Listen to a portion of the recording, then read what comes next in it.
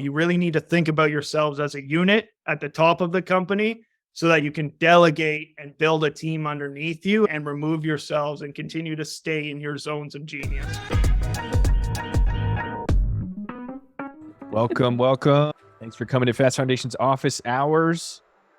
We got a special guest again today. Not going to believe this. We do it every week. Same time, same place, fastfoundations.com/office hours. And if you don't know what Fast Foundations is, go to fastfoundations.com to learn more, or come experience what it's like to be in the room. Go to fastfoundations.com/next event and head to Scottsdale, Arizona, where it's going to be nice and warm, beautiful, friendly, a lot of friendly faces like the ones on this call are going to be sitting in that room, and we're going to mastermind together that first week of October. fastfoundations.com/next event. Also tell us where you're coming to us from today. I'm sitting in Fort Collins, Colorado, and I am excited to kick this off. Jim, take it away. Excited as well, coming to you from Los Angeles. Thanks for being here. Happy Wednesday, everybody. No better time than now to kick things off. I'd like to introduce someone very special to the Fast Foundations community. Steve Fleiszer is someone I met on Clubhouse, believe it or not, in the middle of the pandemic. Anybody here remember Clubhouse? Anybody install it, try it, use it, still use it? I don't know. Steve and I got into some deep conversations when we had nothing else better to do because the world was locked down. And I ended up having so much fun talking to this guy about life, about family life, just about business and the world. We ended up just staying really close, and we ended up really connecting, and it just turned into such a wonderful friendship. And not only am I grateful to call Steve a friend, we're also grateful to call him a coach. He's part of our next round, supporting the next members of the mastermind. And he's also been named the MVP of one of our past rounds. Steve just continues to show up, and he just gives without expectation. He's such a kind soul, and he has one of the best laughs that you will ever hear. And I'm sure that's going to come out at some point or another. But I'd be remiss not to read the official bio that Steve is the co-founder and president of Space Creatorz, a full-service digital marketing agency based out of Nova Scotia, Canada. Up there, we know this, and he still makes the trip. Appreciate you, Steve. He was inspired to create a business where work meant a happy, healthy experience that enhances lives rather than taking away from it, with his partner, Jeanette. Steve's ability to provide clear, compelling, and concise messaging can be seen firsthand through his regular posting of insights and thought-provoking questions on LinkedIn. His skill to condense meaning into few words is inspiring, and he also posts the best memes. Steve is going to join us today to really talk about what it's like working with a business partner and how to really step into some of those unique dynamics and some of those challenges that come up.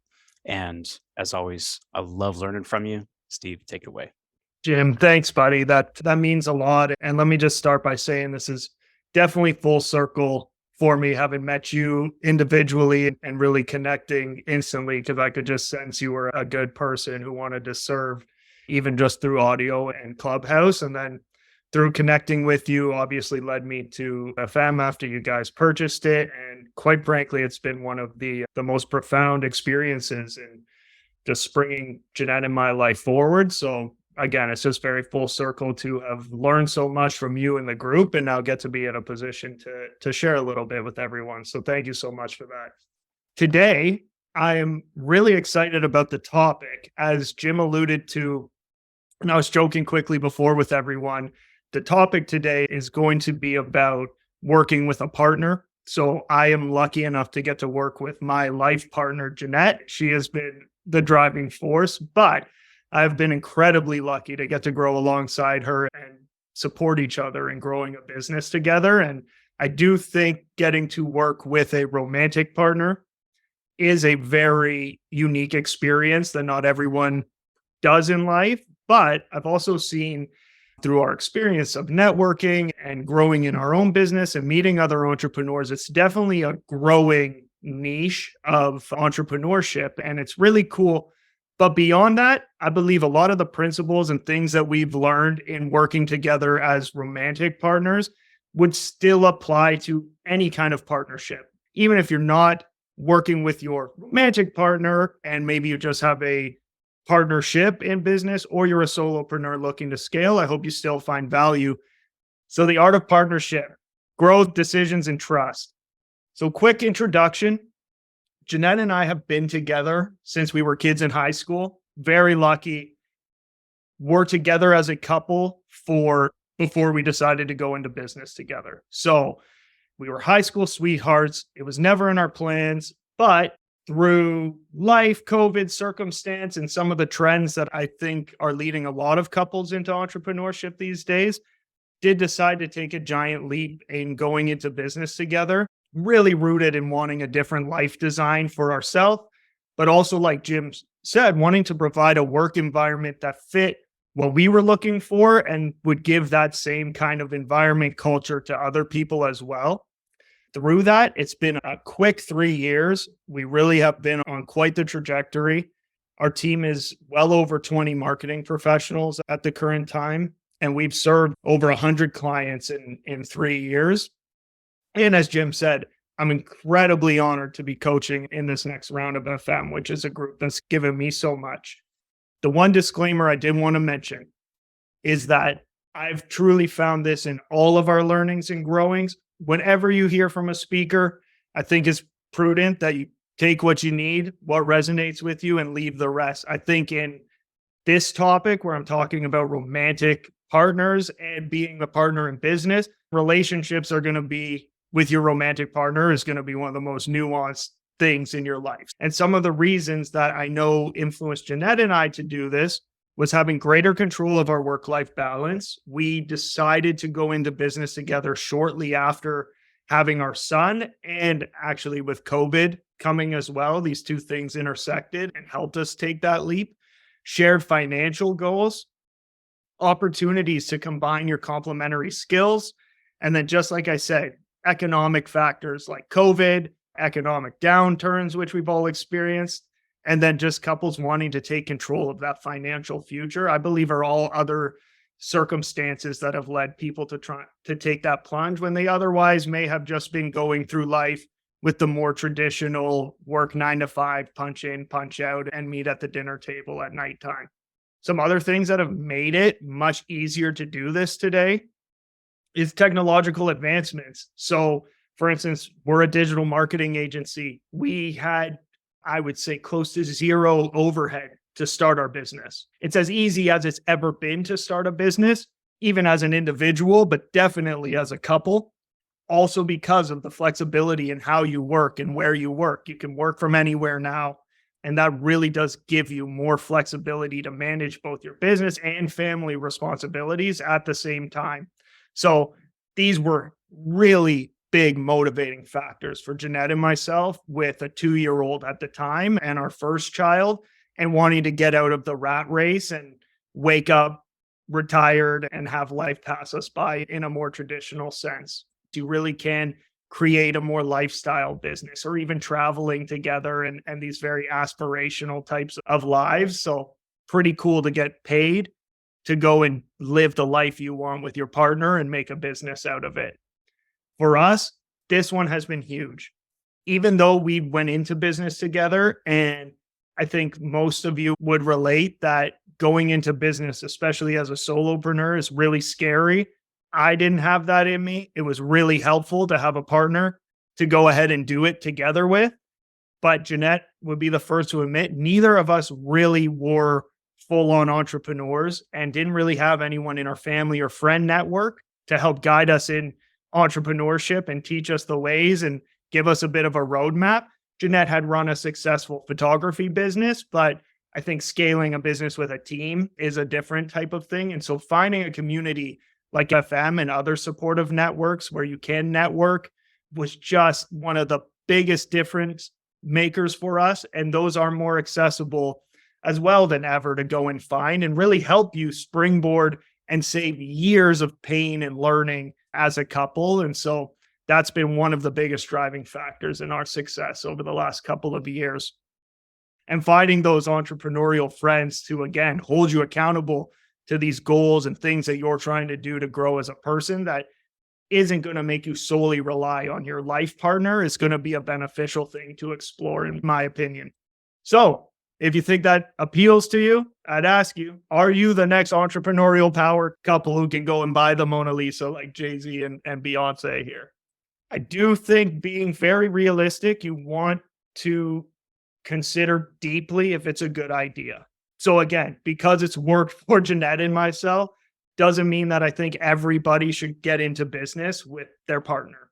So some of the things I would really want you to look at, if you haven't already and you were considering it, is that you guys have shared goals and vision. This is going to be important in any business you build, any team you build, but the people at the top of it better be aligned on why you're doing it and what the vision is and the goals through doing it. You need to be able to spend a ton of time together. You already, if you have a partner, probably spend most of your time with them. But if you work somewhere else and in different jobs, that's generally your time apart. Now, all of a sudden, you mix your business and personal life, and you're spending 80, 90% of your hours in a day with that person. So again, doesn't mean you're not a healthy couple because you can't spend 24 hours a day together. But if you're going to go into business, make sure you guys really don't need too much individual space, because you're forcing yourself into a bit of a circumstance where you're going to be around each other a lot. And if possible, that you have complementary skills and strengths.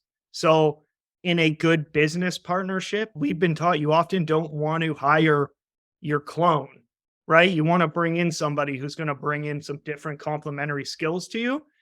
I would guess in your romantic partner that you were drawn to them because there were lots of similarities in the two of you. That's often going to be a big thing. But I also believe you're often attracted to somebody because they have some differences to you and some different skills. And I would look to search in what they have that challenges you and what complements you as a good business partner as well. Things to consider on the other side is that your income now becomes intertwined, right? So I do believe there may be some comfort for people in doing separate jobs and having two different income sources that way. Of course, as you grow, you may bring in different types of income and income sources, but generally when you start, you're working on the business. And that can really bring in some new stress and different dynamics into the relationship, because money really does control for most of us on a lot of how we're feeling and how we're stressed out day to day. And so just keeping in mind that now your finances are going to be very tied together, and that just brings in some intricacies to consider. And I think as an overarching principle, it becomes a little bit harder to separate your personal and professional life when you're not really punching in and punching out as you would traditionally. And this has been more of a lesson for me, but managing and letting go of egos is going to be a big part when you're mixing your work with your personal relationship. Now, these are things that have worked really well for Jeanette, and I believe have been the foundation for our success as partners in business. Creating core values, and I'll talk about even overstatements very quickly here: communication, openness, support, and being a good person. So those four things are really going to help drive through your success as partners. And so I would urge you that at near the very beginning, one of the first steps you take is aligning on your goals and visions, and then creating these core values that are going to drive you forward and be your guiding principles. One thing that we love that our head of organizational design has brought into our business is the idea of even overstatements. So if your core values are these larger communication, openness type of statements, thinking about when two positive things rub up against each other, what would you guys choose in that situation? And then these next parts, I think, have been so foundational to our success, and a lot of where the learning between both of us has come in defining each other's strengths. So we really love saying core values over being like-minded. So a lot of people say search for the like-minded people, and there's something to that. But I really think what we're trying to get at is you want people and a partner with the same core values, but back to the different skills and complementary skills, it might be good that you're not necessarily completely like-minded. Accountability. We don't want to be doing the same things in the business and being accountable for the same things, because in that case, nobody's actually accountable. If somebody we don't decide has the most experience and is likely the best person to make the final decision on something, then you're not going to be able to make any decisions. So take the time to think about who is the one who should make the final decision about this so that we can make a decision and move forward together. And then delegating. We actually made our company's name Space Creators around the idea of delegating. So we had started doing it in our personal lives. Then we realized, oh, when we're doing marketing for what our original clients we're all solopreneurs, us taking over the marketing was really creating space for them. But then even within our own business, as we scale, it always continues to be about delegating. And do not delegate everything to your partner, because that will start to create some tension and you guys won't be able to grow. You really need to think about yourselves as a unit at the top of the company so that you can delegate and build a team underneath you and remove yourselves and continue to stay in your zones of genius. Communication. For us, I think in life, communication will solve a lot of problems as your foundation. Just really make space to go and facilitate open and honest conversation in whatever works for you.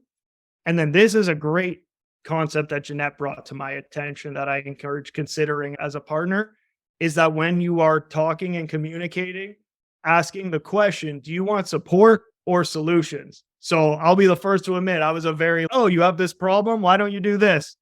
We could do that. Here's another solution. Found out that was very annoying and not always what the other person wanted. And so we worked towards, hey, maybe you just need to vent to your partner in this circumstance, just opening the door to, hey, how can I best support you right now? And if it's just to listen to you, I'm here for that. And in that, being an active listener and really just stepping back and listening is going to take you very far in that communication. And then never waiting. For us, it's about being proactive. You let something fester and you don't communicate, that's when it becomes a problem. And if you just sustain that open and honest communication, it'll really help you. Steve, that was awesome. Thank you, sir. The chat is blowing up mostly with inappropriate jokes, but everything was awesome. And you overshared in such a good way. We love it. Thanks for being here. Like we talked about, this is all going to send to a podcast. So if you're listening to the recording of this, fastfoundations.com/office hours, so you can be here and join the conversation. That's what's happening next. At some point here in the next few minutes, we're going to turn recording off so we can talk about this, mastermind about it, maybe go into breakout rooms, all that kind of stuff. So if you're not part of that, make sure you join us here for that. If you have your camera on right now, we're going to go around and let you introduce yourself. Tell us your name, what you do, your elevator pitch, something like that real quick, where you're from, and then something that you just learned from Steve that you can apply. If there's time, we'll also add questions to that. First one that's not on our team that I see here on my screen is Zach. Zach, are you ready to share? Do you have something you want to give back to Steve, something you just learned? Absolutely, RT. Steve, brother, thank you so much for everything you just poured into us today, man. The first thing that I really heard was take what you need, leave the rest. So I actually took the rest of the talk, because I run my business, Actualize Potential Wellness Coaching solo. I took it all as, what if I viewed my work with my one-on-one clients as partnerships? And so that was actually really helpful in terms of some of the things you talked about in terms of setting clear values that you agree on and deciding even an overstatements. I think that all of that only helps me onboard clients in a fashion that sets us both up to succeed in our working partnerships. Yeah, man, it wasn't what I expected to take it as today, but when you said take it as you need it, that's what hit. And yeah, really appreciated everything. Yeah. Thank you, Zach. Christina, you are next on my screen. You want to share a takeaway from Steve, something you learned, and also tell us who you are, what you do, all that. Sure. Hi, everyone. I'm Christina Berthold-Sergoda. I am the CEO of The Social Snippet. We do social media and podcasting for entrepreneurs and small businesses to help them build community online.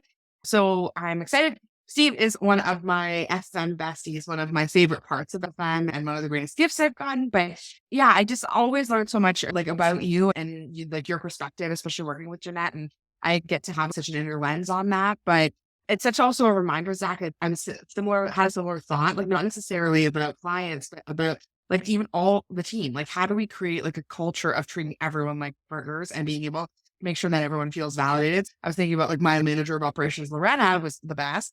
But how do I inspire her to be her best self and create work environments where she's most successful. Cause I'm always like, I just do what I want. I just pop around and I like go everywhere.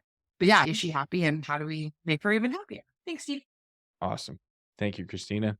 Thank you for being here as always. Mr. Allen, I have you up next. Yeah, that was so great. For me, I was actually just having this conversation yesterday with my video editor, and I was like, I think I'm giving him too much content. I just love filming and stuff.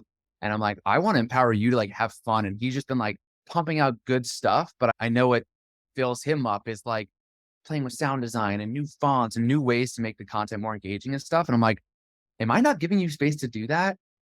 Should I give you less stuff? And we were kind of like, I think for me, listening to you talk, I was like, just that open communication to be like, what do you need? Because you don't work for me, I work for you, right? As my video editor. So I just really appreciate like just the big lens of like communicate so you can be in your zone of genius, and how can I better support you in that? So I appreciate that. And yeah, so Matthew Allen, I really believe social media and content creation is one of the greatest personal development tools available to us. If you can't speak to something, it has power over you. And I think we're all in the interest of personal growth. And when you can say something to the world, to potentially millions of people, you get your power back. And in that way, you can further develop, speak your truth, and really start to pull in your ideal clients by, like I said, speaking your truth, telling your story, and all of those great things. I think we all know how to put educational content out there, and that stuff is great, but really building your brand by speaking your truth and calling in those ideal clients. So that's what I work with my clients and doing. I always love being here. Sweet. Yeah. Thank you for being here. We appreciate you. And that sounds awesome. It's cool to just get a refresher on what everyone's up to. And it's for me, like Steve, I always learn a lot when you talk. And obviously I have Jim as a partner. I have Tyler, my Vortic business partner. I've tried to run businesses with Lindsay. It didn't work. So now we just have a hard boundary around not doing business in our romantic partnership, but we still talk about business. We talk about entrepreneurship on our date nights and all that kind of stuff. So it's a really healthy thing for us now that we have those boundaries and a lot of things that you talked about. But I love this kind of thing because like Zach pointed out, and Matthew, you said the same thing, like you guys shared specific examples of how you can apply this, not directly to the topic that Steve was talking about, but separately. And I think that's just phenomenal. And that's really why we're all here, is everyone has a different perspective and everyone has something else that they'll take away. And if that's just not one of the many definitions of masterminding and groupthink, I don't know what is. Hey, this is Jim Carter. Thank you for joining the Fast Foundations podcast. We're excited to try this new format. We're grateful you were here to be part of it with us. If you missed the live event, you can join us every Wednesday. Sign up at fastfoundations.com/office hours, and we'll see you next week.